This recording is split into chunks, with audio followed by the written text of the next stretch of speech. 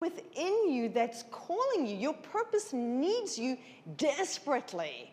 And it's calling you and wanting to hear you, wanting you to seize it and express it. The proof is in the very palm of your hands.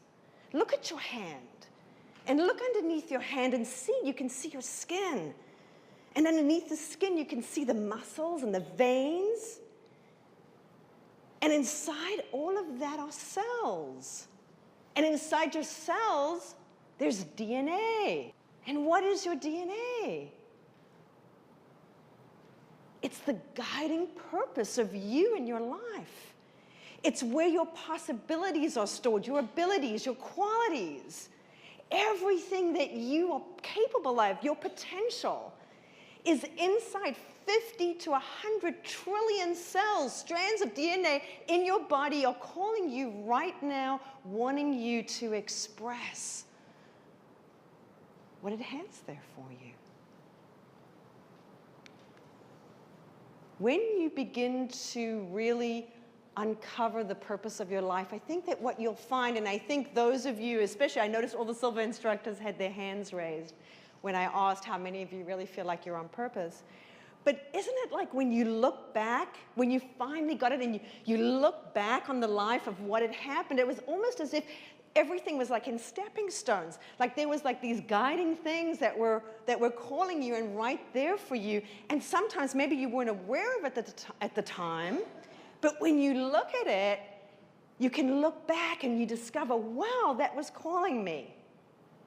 Like for example, I remember when I was in kindergarten and the teacher would leave the room. Every time the teacher would leave the room, I would get up and start, teaching the class.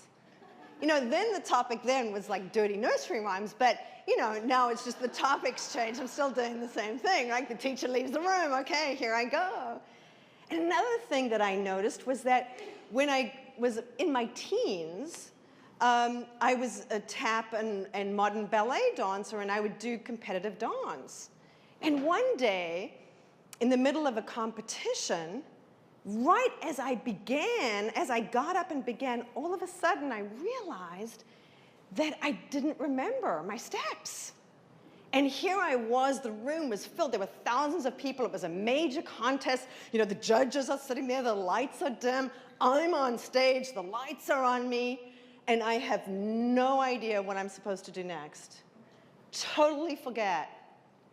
And all of a sudden, it was as if this light sort of like connected inside of me, and it just kind of took over me as if I was an instrument, and there I was just making it up, just improvising. And from then on, I became like the star improviser. Like every time they used to have one set of things called improvisation. That was like a number, and they would play music. You'd hear it once, and then you had to go on stage. You'd never heard the music before, and you had to dance to the music. And when that happened, I won every single contest on improvisation. And what I learned for myself as far as my expression is concerned, and this relates to what I'm talking about here, is that for me, the way I express it, for every individual it's different, and there's a lot of right ways. What you want to do is find the right way for you.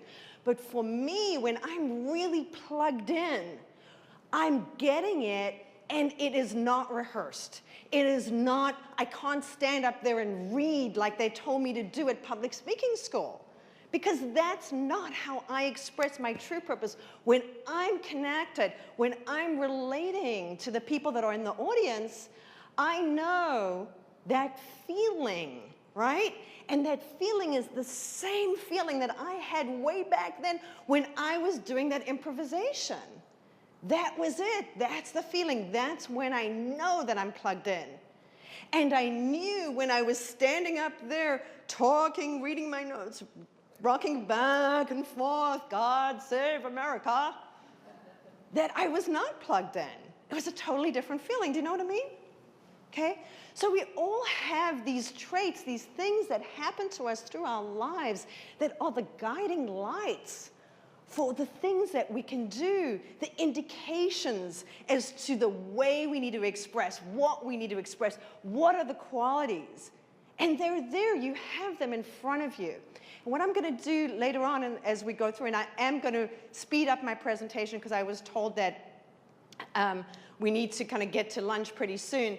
So I am going to speed things up, but I am going to take you through an exercise a little later where we're actually going to have the opportunity to look through the different parts of your life, because maybe you are on purpose right now, but maybe there's a part of you or a quality or an expression that perhaps if you just remembered something from your past, that maybe, just maybe, it might give you an idea as to how to do it even better than what you're doing it right now. So the past events are really stepping stones.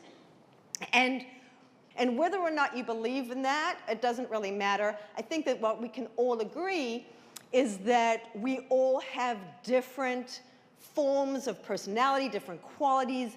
We're all made up of very different things, and because we have so many different life experiences, so many different qualities, so many ways of expressing it, we all need to bring our individuality, our own personal expression into somehow making this a better world to live in for ourselves, for our families, for our societies, and in turn, the world. Would everybody agree with that?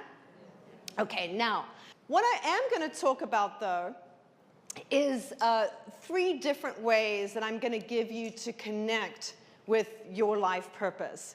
And when I created the program, the Life Purpose Connection, the reason that I worked with the 3 different ways is because I realized that different people respond to different kinds of teaching methods. Some people really respond to inner conscious methods. Some people need some more logic, some more logical things to work with their left brain. And other people tend to be more feeling people, and so I want to help you connect on the feeling level with your heart. So let's talk a little bit about how to use your brain to connect with your life purpose.